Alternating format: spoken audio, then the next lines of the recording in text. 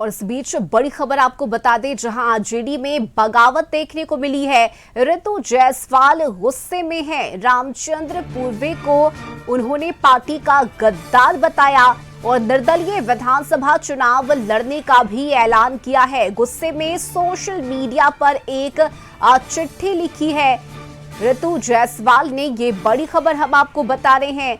चुनावी सरगर्मी के बीच अब आरजेडी में बगावत की खबरें सामने आ रही है और ऋतु जायसवाल काफी गुस्से में है। रामचंद्र पूर्वे को उन्होंने पार्टी का गद्दार बताया है और निर्दलीय ही चुनाव लड़ने का ऐलान भी किया गया है। तो सोशल मीडिया पर एक चिट्ठी भी लिखी गई है ऋतु जायसवाल की तरफ से। ये बड़ी खबर हम आपको बता रहे हैं।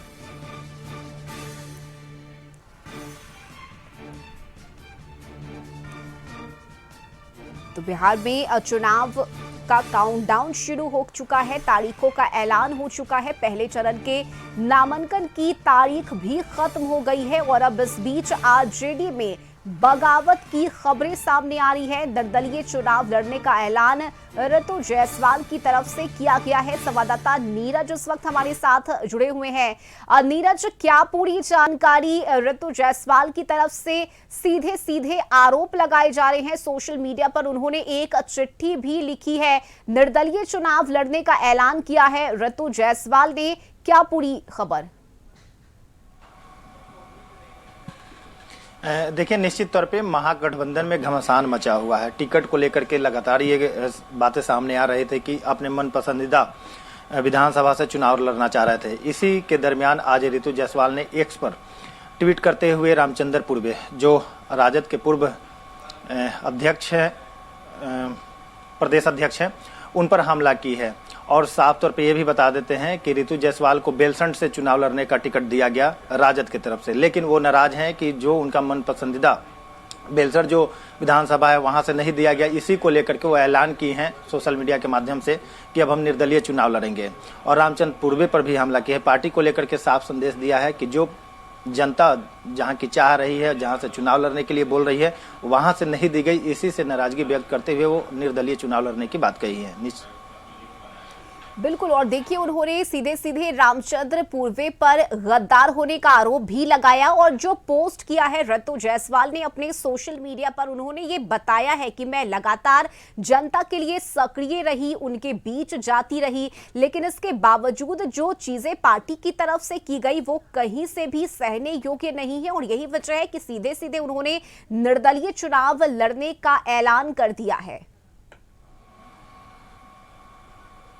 हाँ, देखिए, रामचंद्र पूर्वे की बहू है गायत्री, उन्हीं का टिकट मिला और इसी को लेकर के ऋतु जायसवाल नाराज हो गई और इसी को लेकर के गद्दार शब्द का जो प्रयोग की है रामचंद्र पूर्वे को लेकर के, इससे पार्टी में भी घमासान तो मचा ही है। अब एक नया कह सकते हैं कि महागठबंधन में जो दरार था, जो बीचों बीच अंदर खाने में जो गुस्सा चल रहा था पार्टी प्रत्याशी को लेकर के, वो अब सीधे तौर पे एक्स पर या लोग मीडिया से बात करते हुए बाइट भी दे रहे हैं और सीधे तौर पे कह सकते हैं कि इस बार जो लड़ाई है एक तरफ एनडीए और महागठबंधन में है, लेकिन महागठबंधन में काफी क्लेश है और ये अब सीधे तौर पे सभी लोगों के सामने परोसने का भी प्रत्याशी काम कर रहे हैं। बिल्कुल, और देखिए नीरज, परिहार के बदले बेलसंड से टिकट देने की बात सामने आई है ऋतु जायसवाल को लेकर और यही वजह है कि अपने पोस्ट में उन्होंने एक एक बातों का जिक्र किया। उन्होंने बताया कि परिहार की जनता को छोड़ना, कहीं और से चुनाव लड़ना, ये उनके लिए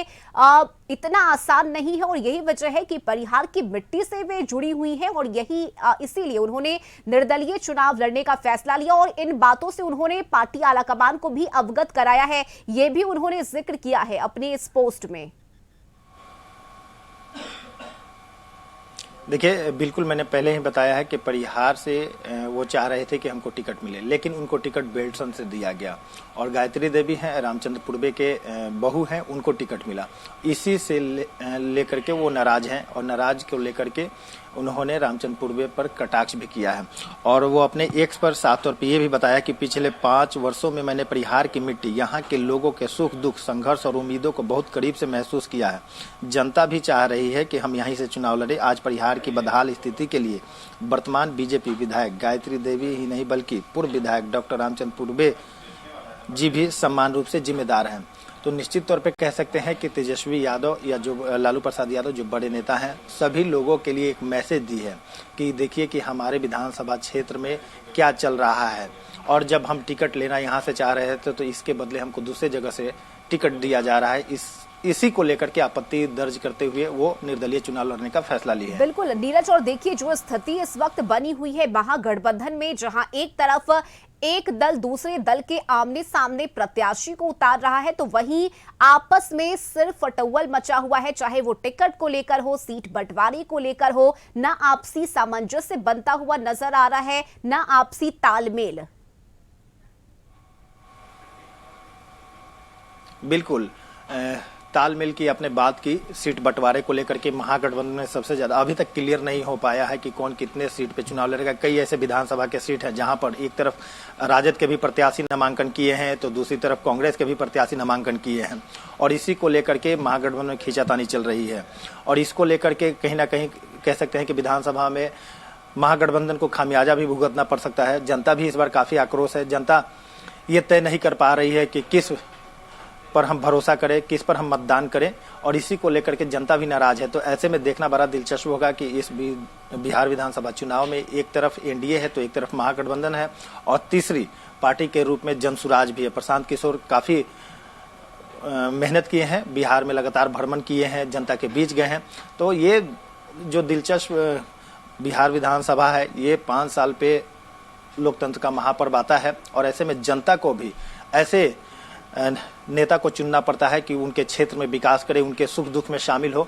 इसी को लेकर के जनता भी असमंजस में है, लेकिन अब जनता ही तय करेगी कि महागठबंधन की सरकार बनाती है या एनडीए की। बिल्कुल नीरज, जनता को तय करना है, जनता को अपने मालिक को चुनना है। फिलहाल बहुत शुक्रिया आपका इन तमाम जानकारी के लिए। और देखिए आरजेडी में इस वक्त बगावत की स्थिति देखने को मिल रही है। ऋतु जायसवाल परिहार से चुनाव लड़ना चाहती हैं और इसे लेकर उन्होंने बाकायदा ऐलान भी कर दिया है, निर्दलीय ताल ठोका है चुनावी मैदान में ऋतु जायसवाल ने। साथ ही उन्होंने सोशल मीडिया पर एक पोस्ट भी किया है जिसमें उन्होंने पार्टी को अपनी बातों से अवगत कराते हुए कई चीजों का जिक्र भी किया है। और इन्हीं खबरों के साथ इस बुलेटिन में अभी के लिए बस इतना ही। आप देखते रहिए कशिश न्यूज। नमस्कार।